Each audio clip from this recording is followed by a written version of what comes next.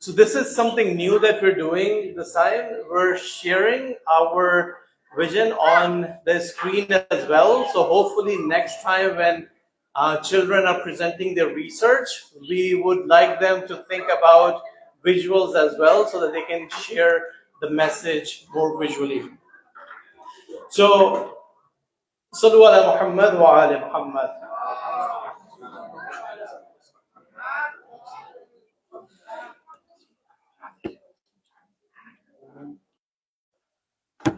So everyone, as you know, we're gonna, those of you who know the start of the Zainab, I just want to recap of the year. It's always good to think about the future, New Year's resolution, and what we want to achieve in the next year.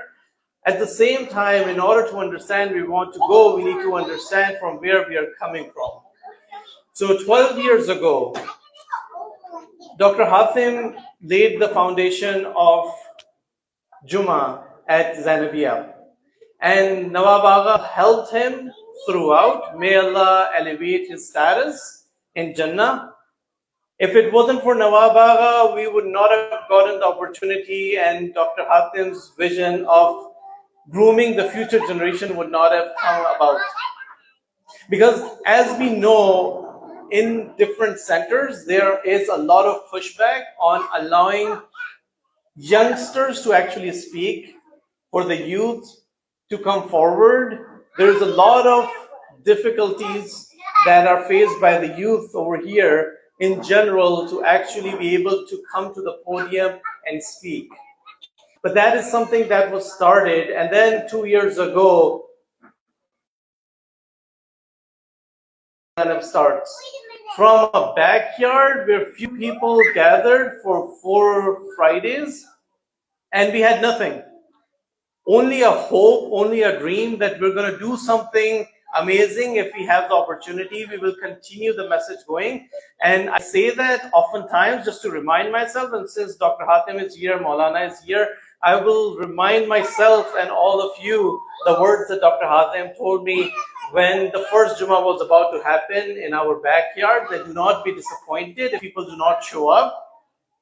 Our goal is to keep continuing the message. As one Imam left, the other Imam continued. When the Prophet left, Imam Ali continued. It doesn't matter whether we have a place, or we're on the ground, or we are online, the message has to continue. And that laid the foundation of what the Zainab would be. It was supposed to be a dream. It was a dream which was laid in the context that we want to empower the youth. We want to talk about the truth. We want to share what actually happened with Ahl Bayt alayhi salam. We do not want to be politically correct. We want to tell what happened from the Masa'ib of Ahl Bayt alayhi salam, and also from the Fazail of Ahl Bayt alayhi salam. Do not think, especially listen to the story, that these things are not possible. The Ahl Bayt alayhi salam are unique. Anything is possible in that realm. And something that I just recently was talking to Dr. Hatim, there's a narration from the 6th Imam which says, and this is an answer for everyone who says that Ahl Bayt alayhi salam cannot accomplish this, or they cannot bring death to life, all those things, especially for the youth. Imam alayhi salam, the 6th Imam, says, from whose nazar we're going to do, that do not think of us as the Lord. We are not God, except for that, we are, you can call us anything. Our merits are beyond your comprehension. And if you do not understand our merits, then leave those to us, turn them back to us. So from those humble beginnings to having an auditorium and the ability to speak, and allowing the ability for the children to speak, it's amazing blessing from Allah. We don't take this granted, because this is truly a blessing from Allah. And Allah says in the Quran, if you're thankful, then Allah will keep giving His bounties. So all of us should make sure, as there is a family, that we attribute all our success to Allah and Ahl Bayt alayhi salam.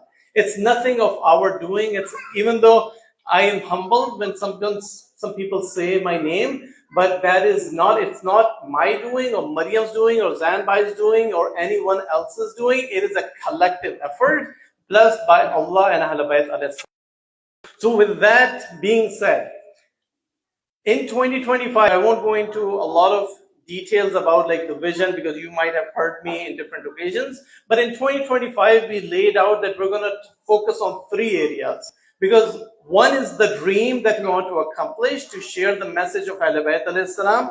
But how do we accomplish that dream? It is through three things, at least in 2025. One was focusing on the community. The second one was the preparation for the Imam of our time. The third one is knowledge beyond the four walls.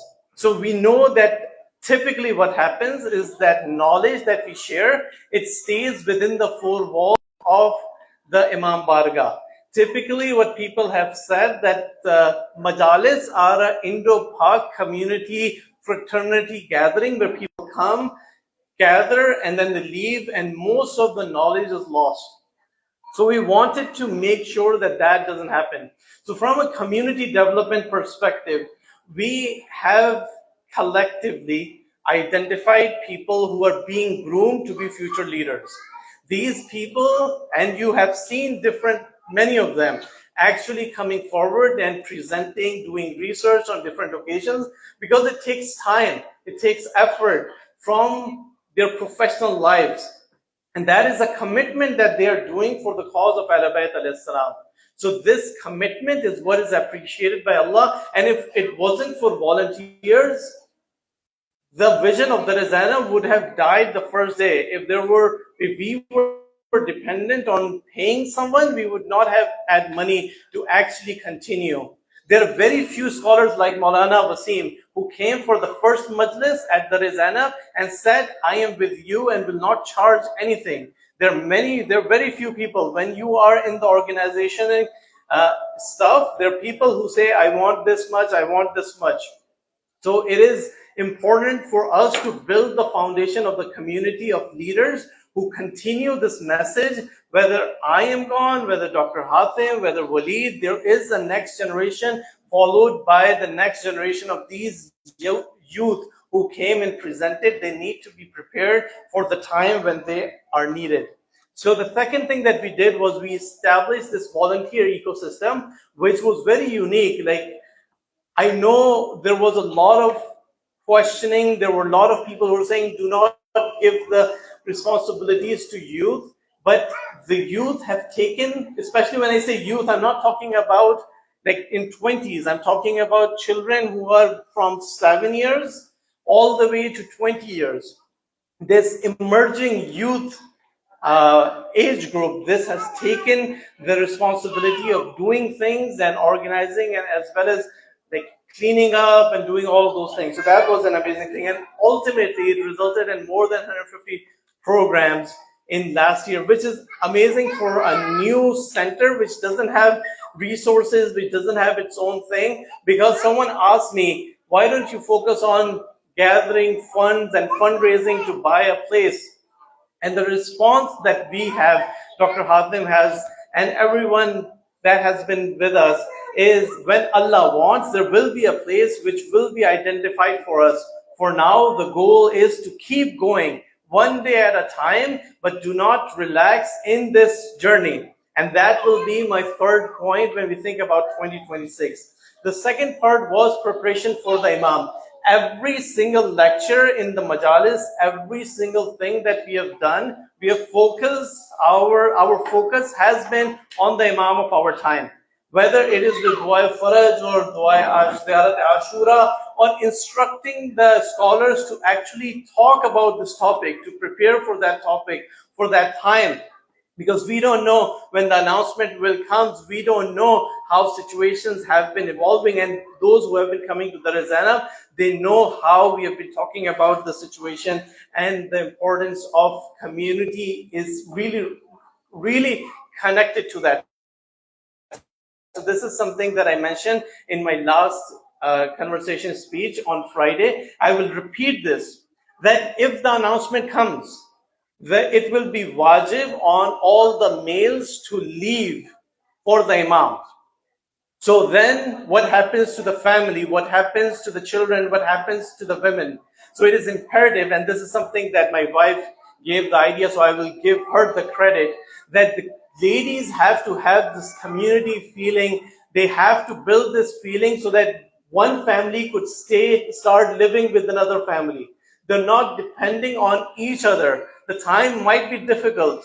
The children know that the father has gone, but there is extended family available. Otherwise, it will be difficult for family and the parents to leave, or the father to leave if the time comes. No one knows when that happens, but we have to prepare as if we can die tomorrow. That is the preparation that we need to do, and that's why community building is really important. The third point is regarding how we want to share the knowledge beyond four walls. I mean, one option is we can go knock the door and say, hey, this is like Jehovah's Witnesses, like this is the Quran, this is Ahlul Bayt alayhi salam, and people will just knock off, like they might do whatever they want to do with us, right, at that point. But there are other options in the world of technology, in the world of the new innovations that are coming out. We have a responsibility to leverage those innovations for the betterment of the message of Ahlul Bayt alayhi salam. So that's the focus, that will be the focus. In addition to the 2025 focus areas, in 2026, we want to take that to the next level. And I'll tell you what I mean by that. So for example, we started with this lecture platform. You have seen this lecture platform. Many of the scholars have seen it. They've seen the output. But in the beginning, creating the platform in itself was a big ordeal. Then automating it was a huge thing, because without automation, you take everything and you try to process, it takes forever. Now we have automated that to the point that yesterday we identified 53 lectures of Voice Center automatically, and we processed them, which included one of the lectures for Maulana Wasim Abbas, early part of last year. How do I know that? Because I saw all of those 52 last night, and I saw the start and end point. The problem is there are a lot of technological issues that we are addressing. So think about the Zainab is not only a place where we come to hear the majalis, but there is a lot of innovation happening in the back. And every single donation that you've given, every single thing that you've helped the Zainab with, it helps all of these things. So when that happens, you get a lot of opportunity. You create shorts, you create summaries, you create notes, you create so many things, which then goes to the broader world. Because let's be honest, if someone, I'll give you an example, a scholar who's Arabic speaking, he has an amama, he's speaking English, really important information. But if YouTube cannot convert his speech, his English speech, into English captions, you know it will be very difficult for an average American or Westerner to understand the accent. And we have seen English lectures being translated or captions being Arabic. So like literally the person is speaking in English and the captions that are coming on are Arabic, as if the computer is saying that the person is speaking Arabic. How would we think that their message will go across into the world, even if it is on YouTube? And this is an interesting dynamic that we are facing. And I want to share with this family, because you need to understand what the mentality is. You see all of this value, because I would say Dr. Hatim and Maulana Wasim were few of the first people that we shared this, and they appreciated. And there are other centers who are led by scholars, they have appreciated. But there are centers, without taking names, they charge 3,000, 4,000 for a program, including the food, the scholar, the rent, all of those things. This entire lecture, which they've spent $4,000, because their argument is everything is on YouTube. Why do we need to process this further? This is the type of mentality that we have, we need to address. And how do we address that? Is the strategic goal for next year, because it's hard to convince people, like, why do you need this, let alone the platform? We're giving the platform for free. It's a gift from Zainab. No, even to bear the processing charge. Why do we have to do that while they're willing to spend $4,000 on a laptop? So with that being said, we need also one other dynamic I want to highlight is the world is changing very fast. 2 years ago, when I gave speeches about Imam Ali salam, and the world was starting in the direction of AI, I thought and I shared that the world that years will, or 5 to 10 years, will not be the same. The job market is starting graduates, it's very difficult. There aren't a lot of jobs because AI is taking over a lot of jobs. So how do we think about that aspect as well? And what does that mean in order for us to share the message and also build something which is very unique? So this is what I want to share. Like, the vision, at least over the last month, has exploded. It is no longer, and this is all blessings of the Zainab. Obviously, it is not possible without the help of the community, but it is, at least in the minds of few people, it has exploded. What does that mean? It means that we started a small platform to just document the Ramadan lectures, but then we went into this, okay, what if we are able to create something based on not only lectures, but a community hub? Once we do the community hub, what if children, we can create some courses which replace Kumon or other things, so that instead of paying $175, $350, the children can actually leverage AI and do their own work in-house, leveraging what are the best practices outside.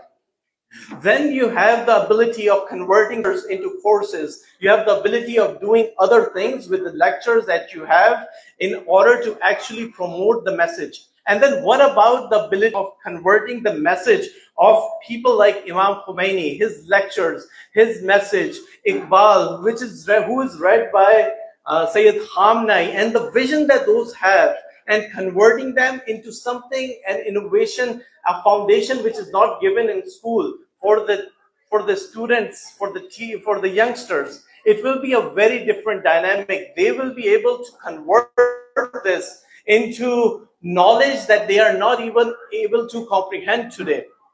And ultimately, this is just the start. What if what we did today in terms of the research presentations, that could become something like a Shark Tank, where students come and present their concepts, and they are funded and say, like, hey, you have this $1,000, you build your product, and then you start occupying the community from within. You are basically enabling the community. So that is the ultimate, that is how things have evolved. I don't know how much of this will be completed, but one thing that I would like to conclude with is our goal is to make sure that we are working in that direction.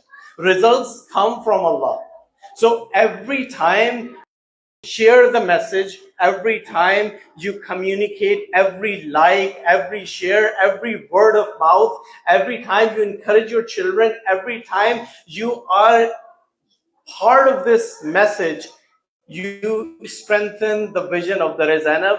And the Zainab's vision is not about a person, it's not about few people, it is about a family which strengthens the vision, not about one big donor trying to control all of the activities. So with that, the reason I shared all of this, because we are going to start the Nazar, and Nazar, significance of the Nazar is whenever you make a dua, the duas are accepted. So just make sure that you also remember the Zainab in your duas, as well as your own household and the Imams, and the shrines of the Imams, and the difficulties that we're facing, and the Imam of our time. Sallu ala Muhammad wa ali Muhammad.